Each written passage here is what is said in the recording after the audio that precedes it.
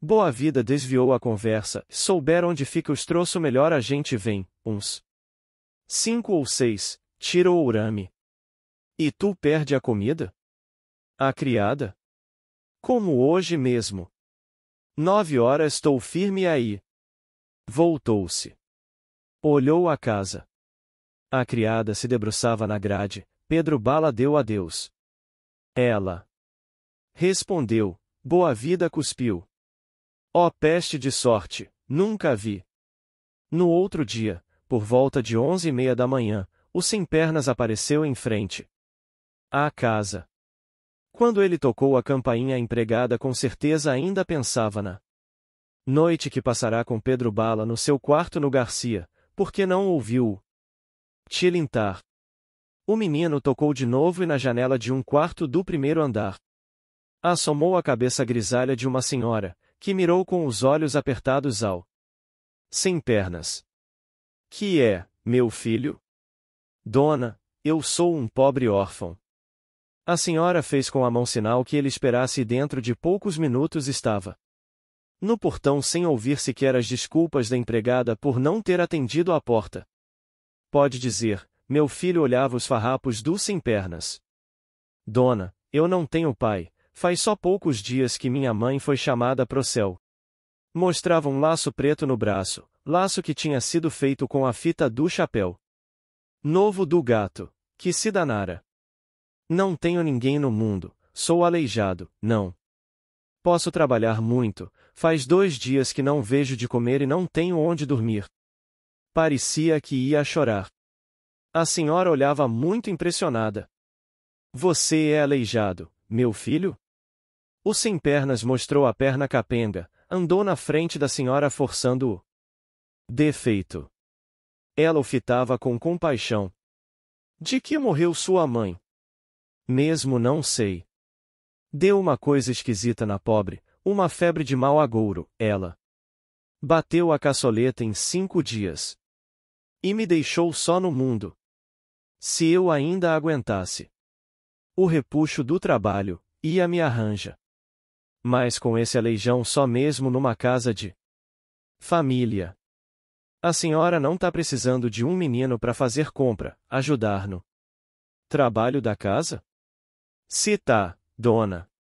E como o sem-pernas pensasse que ela ainda estava indecisa, completou com cinismo, uma voz de choro. Se eu quisesse me metia aí com esses meninos ladrão. Com os tal de capitães da areia. Mas eu não sou disso, quero é trabalhar ponto, só que não aguento um trabalho pesado. Sou um pobre órfão, tô com fome. Mas a senhora não estava indecisa. Estava era se lembrando seu filho, que tinha morrido com a idade daquele e que ao morrer matara toda a sua alegria e a do marido. Este ainda tinha as suas coleções de obras de arte, mas ela tinha apenas a recordação daquele filho que a deixará tão cedo. Por isso olha o sem-pernas esfarrapado, com um grande carinho, e ao lhe falar sua voz tem uma doçura diferente da de sempre. Há como que um pouco de alegria na doçura da sua voz, e isso espanta a criada. Entre, meu filho. Deixe estar que vou arranjar um trabalho para você, é pousa. Mão fina e aristocrática, onde brilhava solitário, na cabeça suja do sem-pernas e falou para a criada. Maria José, prepare o quarto de cima da garagem para este menino. Mostre o banheiro a ele, dê um roupão de Raul, depois dê comida a ele. Antes de botar o almoço, Dona Esther? Antes, sim. Faz 2 dias que ele não come, pobrezinho. O sem-pernas nada dizia, apenas secava com as costas da mão lágrimas fingidas. Não chore, falou a senhora, e acariciou o rosto da criança. A senhora é tão boa. Deus lhe paga. Depois perguntou como ele se chamava, e o sem-pernas deu o primeiro nome que lhe passou pela cabeça. Augusto, e como repetia o nome para si mesmo, para não se esquecer que se chamava Augusto, não viu no primeiro momento a emoção da senhora, que murmurava. Augusto, o mesmo nome. Disse em voz alta, porque agora o sem-pernas olhava seu rosto emocionado. Meu filho também se chamava Augusto. Morreu quando tinha assim o seu tamanho. Mas entre, meu filho, vá se lavar para comer. Dona Esther o acompanhou comovida. Viu que a empregada mostrava o banheiro ao sem-pernas, dava-lhe um roupão e se dirigia a pata o quarto em cima da garagem para arrumá-lo. O chofer tinha se despedido, o quarto estava vazio. Dona Esther se aproximou, disse ao sem-pernas que parara na porta do banheiro. Pode jogar essas roupas fora. Maria José depois vai lhe trazer roupa. O sem-pernas agora olhava a senhora que desaparecia, e tinha raiva, mas não sabia se era dela ou de si mesmo. Dona Esther sentou-se em frente ao seu penteador, ficou com os olhos parados. Quem a visse pensaria que ela olhava o céu através da janela. Porém, em verdade, ela nada olhava, nada via.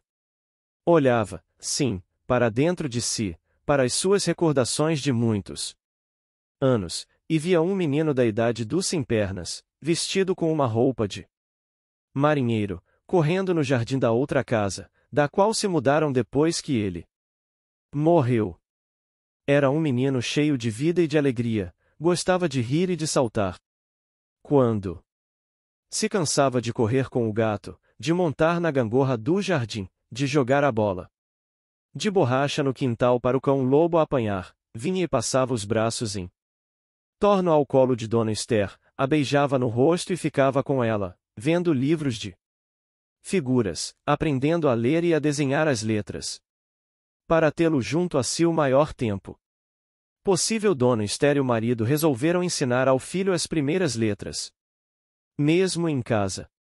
Um dia e os olhos de Dona Esther se enchem de lágrimas, veio a febre. Depois o pequeno caixão saiu pela porta e ela olhava de olhos espantados. Não podia compreender seu filho houvesse morrido. O retrato dele ampliado num quadro no seu quarto, mas uma cortina o cobre sempre, porque ela não gosta de rever a face do filho para não renovar sua angústia. Também roupas que ele usou estão todas trancadas na sua pequena mala, jamais buliram nela. Mas agora a Dona Esther tira as chaves da sua caixa de joias. E, lentamente, muito lentamente, se dirige para onde está a mala. Puxa uma cadeira, na qual senta. Abre com mãos trêmulas a maleta. Mira as calças e blusas, a roupa de marinheiro, os pequenos pijamas e camisolas com que ele dormia. Aperta a roupa de marinheiro ao peito como se abraçasse seu filho. As lágrimas rebentam. Agora um menino pobre e órfão viera bater à sua porta. Depois da morte de seu filho. Ela não quisera ter outro, não gostava mesmo de ver e brincar com crianças para não avivar a dor das suas recordações. Mais um, pobre órfão, aleijado e triste, que se dissera chamar Augusto como seu filho, bater em sua porta pedindo pão, pousada e carinho. Por isso ela tem coragem de abrir a mala onde guarda roupas que seu filho usou. Por isso tira esta roupa azul de marinheiro, a roupa da qual ele mais gostava. Porque para Dona Esther seu filho voltou hoje na figura desta criança andrajosa e aleijada, sem pai, sem mãe. Seu filho voltou e suas lágrimas não são apenas de dor. Voltou seu filho macilento e esfomeado, com uma perna aleijada e vestido de farrapos. Mas em breve será novamente o Augusto alegre e feliz daqueles anos passados, e novamente virá e passará os braços em torno ao seu pescoço e lerá as grandes letras da cartilha. Dona Esther se levanta. Leva consigo a roupa azul de marinheiro. E é vestido com ela. Que o sem-pernas come o melhor almoço da sua vida. Se a roupa de marinheiro tivesse sido feita de propósito para ele, não estaria tão bem. Estava perfeita no sem-pernas e quando ele se olhou no espelho da sala quase não se reconheceu. Estava lavado, a empregada tinha posto brilhantina no seu cabelo e perfume no seu rosto. A roupa de marinheiro era uma beleza. O sem pernas se mirava no espelho. Passou a mão na cabeça, depois no peito alisando a roupa, sorriu. Pensando no gato. Daria muito para que o gato visse tão elegante. Tinha também sapatos novos, mas a verdade é que os sapatos o desgostavam um pouco porque tinham um laço de fita, pareciam um pouco sapatos de mulher. O sem pernas achava esquisito estar vestido de marinheiro com sapatos de mulher. Andou para o jardim, pois queria fumar, nunca tinha deixado de tragar o seu cigarro após o almoço. Por vezes não havia almoço, mas havia sempre uma ponta de cigarro ou de charuto. Ali era preciso cuidado, não podia fumar abertamente. Se o houvessem deixado na cozinha de mistura com a criadagem, como deixavam nas outras casas, onde penetrara para depois roubar, poderia fumar, conversar na língua de poucos termos dos capitães da areia. Mas desta vez o tinham lavado, vestido de novo, posto brilhantina no seu cabelo e perfume no rosto. Depois tinham-lhe dado comida na sala de jantar. E durante o almoço a senhora conversara com ele como se ele fosse um menino bem criado. Agora mandara que ele brincasse no jardim, onde o gato amarelo que se chamava Berloque esquentava ao sol. O sem pernas chega para um banco, tira do bolso um maço de cigarros baratos. Quando mudará a roupa não se esquecera dos cigarros. Acende um e começa a saborear as tragadas, pensando na sua nova vida. Muitas vezes já fizera aquilo, penetrar em casa de uma família como um menino pobre, órfão e aleijado, e neste título passar os dias necessários para fazer um reconhecimento completo da casa, dos lugares onde guardávamos objetos de valor, das saídas fáceis para uma fuga. Depois os capitães da areia invadiam a casa. Numa noite, levavam os objetos valiosos, e no trapicho sem pernas gozava. Invadido por uma grande alegria, alegria da vingança.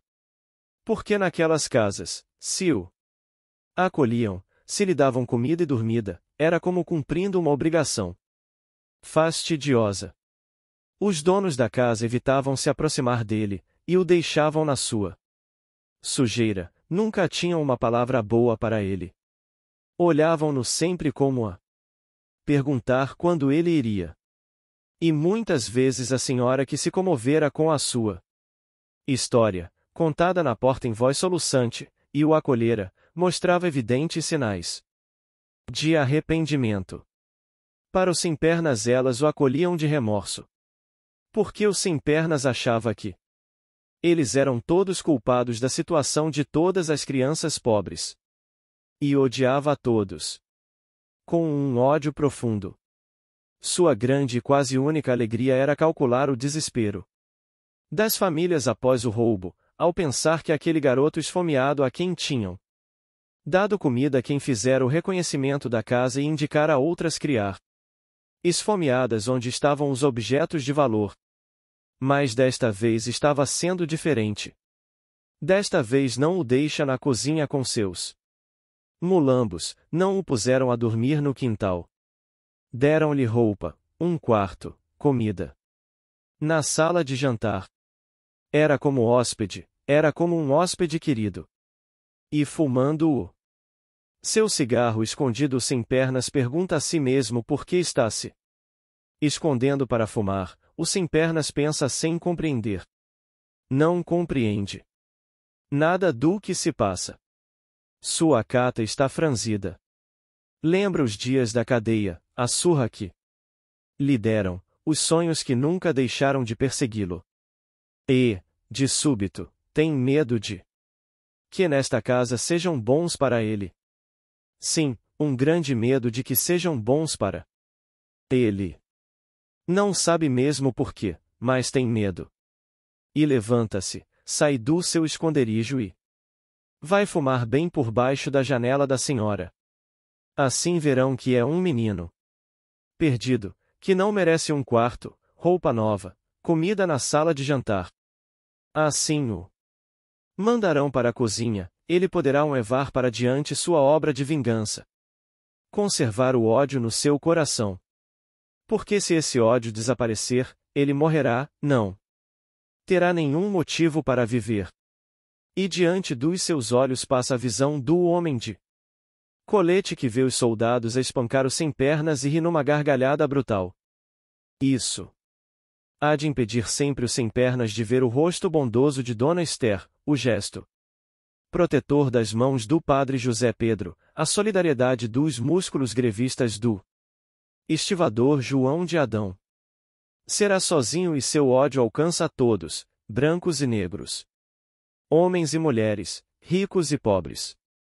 Por isso teme que sejam bons para conspê-la. Tarde o dono da casa, Raul, chegou do seu escritório. Era advogado de muito nome. Enriquecera na profissão, era catedrático na faculdade de Direito, mas antes de tudo, era um colecionador. Tinha uma boa galeria de quadros e tinha moedas antigas. Obras raras de arte. O sem-pernas viu quando ele entrou. Neste momento o sem-pernas via as gravuras de um livro para crianças e ria sozinho do elefante tolo. Quem o macaco enganava. Raul não o viu, subiu as escadas. Mas depois a empregada veio chamar o sem-pernas e o levou ao quarto de Dona Esther. Raul ali estava de manga de camisa, fumando um cigarro e olhou o menino com um sorriso divertido, já que o sem-pernas mostrava uma cara muito atrapalhada na entrada do quarto. Passe. O sem-pernas entrou capengando, não tinha onde botar as mãos. Dona Esther falou com bondade. Sente, meu filho, não tenha medo, não. O sem-pernas sentou-se na ponta de uma cadeira e ficou esperando. O advogado o estudava, mirando seu rosto, mas era com simpatia, e o sem-pernas preparava as respostas para as inevitáveis perguntas. Contou novamente a história inventada pela manhã, mas quando começou a chorar abundantes lágrimas o advogado mandou que ele parasse e se levantou, dirigindo-se à janela. O sem-pernas compreendeu que ele estava comovido, e este resultado da sua arte o fez ficar orgulhoso. Sorriu só para si. Mas agora o advogado se aproximava de Dona Esther e a beijava na testa e depois nos lábios. O sem-pernas baixou os olhos. Raul andou até ele, botou a mão no seu ombro e falou: Deixe estar, que agora você não passa mais fome. Vá. Vá brincar, vá ver os livros. À noite nós vamos ao cinema. Você gosta de cinema? Gosto, sim senhor. O advogado despedia com um gesto. O sem-pernas saiu, mas ainda viu Raul se aproximar de Dona Esther e dizer: És uma santa. Vamos fazer dele um homem. Era a hora do crepúsculo, as luzes se acendiam e o sem-pernas pensou que nesta hora os capitães da areia percorriam a cidade procurando o que comer. Pena que no cinema não pudesse gritar quando o mocinho surrava o vilão, como fazia nas vezes que conseguirá penetrar no galinheiro do Olímpia ou do cinema de Itapajipe. Ali, no Guarani, luxuoso e de comodas cadeiras, tinha que ouvir o filme. Em silêncio e num momento que não se conteve soltou um assovio, Raul olhou. É verdade que sorria, mas também é certo que fez um gesto para que sem-pernas não assoviasse mais. Depois o levaram a tomar sorvete no bar que havia em frente ao cinema. O sem-pernas, enquanto tomava seu gelado, pensava em que ia cometendo uma irremediável tolice quando o advogado perguntara o que ele queria. E estivera para pedir uma cerveja bem geladinha. Mas se contiver em tempo e pedirá o sorvete. No automóvel o advogado foi na frente guiando e o sem-pernas foi atrás com Dona Esther, que conversava com ele. A conversa era difícil para o sem-pernas, que tinha que controlar sua terminologia que era escassa e repleta de palavrões. Dona Esther Perguntava coisas de sua mãe, o sem-pernas respondia como podia, fazendo grande esforço para reter os detalhes que inventava para posteriormente cair em contradição. Por fim chegaram na casa da Graça e Dona Esther conduziu o sem-pernas para o quarto em cima da garagem. Não tem medo de dormir aí sozinho? Não, senhora. Isso é por poucos dias. Depois lhe porei lá em cima, no quarto que foi de Augusto. Não precisa, Dona Esther, aqui tá muito bom. Ela se acercou dele e o beijou na face. Boa noite, meu filho. Saiu, cerrando a porta. O sem-pernas ficou parado, sem um gesto, sem responder. Sequer o boa noite, a mão no rosto, no lugar em que Dona Esther o beijara. Não. Pensava, não via nada. Só a suave carícia do beijo, uma carícia como nunca tivera. Uma carícia de mãe. Só a suave carícia no seu rosto. Era como se o mundo houvesse parado naquele momento do beijo e tudo houvesse mudado. Só havia no universo inteiro a sensação suave daquele beijo maternal na face do sem-pernas. Depois foi o horror dos sonhos da cadeia, o homem de colete que ria brutalmente, os soldados que surravam o sem-pernas, que corria com a perna aleijada e envoltada. Saleta. Mas de repente chegou Dona Esther e o homem de colete e os soldados. Morreram entre infinitas torturas, porque agora o sem-pernas estava vestido com uma roupa de marinheiro e tinha um chicote na mão como o mocinho do cinema. 8 dias se passaram. Pedro Bala por várias vezes já andara em frente da casa para saber notícias do sem-pernas, que tardava a voltar ao trapiche. Já havia tempo mais que suficiente para que o sem-pernas soubesse onde se quedavam todos os objetos facilmente transportáveis da casa e as saídas que podiam auxiliar a fuga. Mas em vez de ver o sem-pernas, Pedro Bala via era a empregada, que pensava que ele vinha por ela. Certo dia em que conversava com a empregada, Pedro Bala tocou com muito jeito no assunto do sem-pernas. A moça daí tem um filho, não tem? É um menino que ela tá criando. Muito bonzinho. Pedro Bala sorriu, porque sabia que o sem-pernas, quando queria, se fazia passar pelo melhor menino do mundo. A empregada continuou. É um pouco mais moço que você, mas é mesmo um menino. Não é assim um perdido como você, que até já dorme com mulher e ria para Pedro Bala. Foi tu que tirou meu cabaço. Não diga coisa feia. Demais é mesmo mentira. Juro. Ela gostaria que fosse, e se bem desconfiasse muito que não, gostava que ele lhe dissesse aquilo. Se sentia não só como amante do menino, mas um pouco como mãe. Também. Vem hoje, que eu te ensino um modo gostoso. De noite, na esquina. Mas diz um troço, tu não trepa com esse menino daqui? Esse nem sabe que é isso. É um tolinho. Menino mimado. Tu tá feito bobo. Não vê que eu não me passo. De outra vez Pedro Bala conseguiu ver o sem-pernas.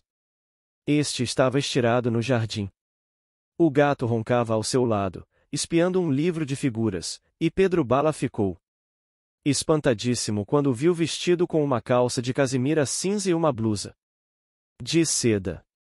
Até o cabelo do sem-pernas estava penteado, e Pedro Bala quedou um momento boquiaberto, sem sequer assoviar para o sem-pernas. Afinal voltou a si e assoviou. O sem-pernas se pôs logo de pé, viu Bala do outro lado da rua. Fez um sinal para que ele o esperasse, saiu pelo portão, após ver que ninguém da casa estava próximo. Pedro Bala andava para a esquina, e sem-pernas o acompanhou. Quando chegou perto, ainda mais se espantou Pedro Bala. Peste!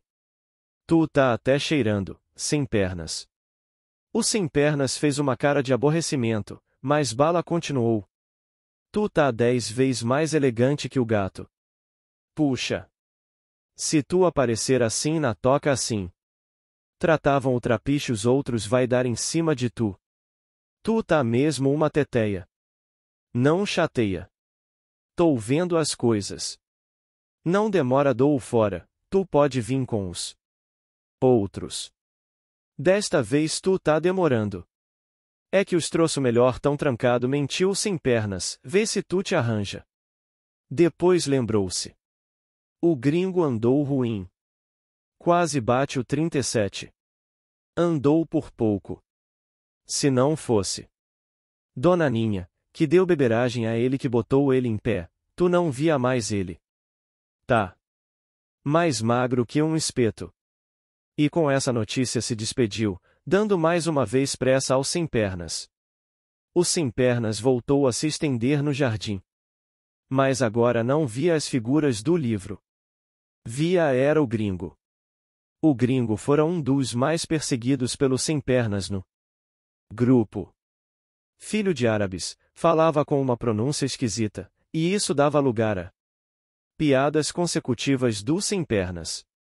O gringo não era forte, nunca conseguirá ser importante entre os capitães da areia, se bem Pedro Bala e professor procurassem dar lugar a isso. Gostavam de ter entre eles um estrangeiro ou quase estrangeiro. Mas o gringo se contentava com pequenos furtos, evitava os assaltos arriscados e ideava um baú cheio de bugigangas para vender nas ruas às criadas das casas ricas. Ó sem pernas o maltratava sem piedade, burlando dele, do seu falar arrevezado, da sua falta de coragem. Mas agora, deitado sobre a grama macia do jardim rico, vestido com boa roupa, penteado e com perfume, um livro de figuras ao lado, o sem pernas pensava no gringo quase morrendo, enquanto ele comia bem e vestia bem. Não só o gringo estivera quase morrendo. Durante aqueles 8 dias os capitães da areia continuaram mal vestidos, mal alimentados, dormindo sob a chuva no trapiche ou embaixo das pontes. Enquanto isso, o sem pernas dormia em boa cama, comia boa comida, tinha até uma senhora que o beijava e o chamava de filho. Se sentiu como um traidor do grupo. Era igual àquele doqueiro do qual fala João de Adão cuspindo no chão e passando o pé em cima com desprezo. Aquele doqueiro que na greve grande se passará para o outro lado, para o lado dos ricos. Furar a greve, fora contratar homens de fora para trabalhar nas docas. Nunca mais. Um homem do cais apertou sua mão, nunca mais um o tratou como amigo. E se para alguém sem pernas abria exceção no seu ódio, que abrangia o mundo todo, era para as crianças que formavam os capitães da areia. Estes eram seus companheiros. Eram iguais a ele, eram as vítimas de todos os demais, pensava o sem pernas. Agora sentia que os estava abandonando, que estava passando para o outro lado. Com este pensamento se sobressaltou, sentou-se. Não, ele não os trairia a ponto antes de tudo estava a lei do grupo, a lei dos capitães da areia. Os que atraíam eram expulsos e nada de bom os esperava no mundo. E nunca nenhum a havia atraído do modo como o sem pernas a ia atrair. Para virar menino mimado, para virar uma daquelas crianças que eram eterno motivo de galhofa para eles. Não, não os trairia. Teriam bastado 3 dias para ele localizar os objetos de valor da casa. Mas a comida, a roupa, o quarto, e mais que a comida, a roupa e o quarto, o carinho de Dona Esther tinham feito que ele passasse já 8 dias. Tinha sido comprado por este carinho como o estivador fora comprado por dinheiro. Não, não trairia. Mas aí pensou se não ia trair Dona Esther. Ela confiara nele.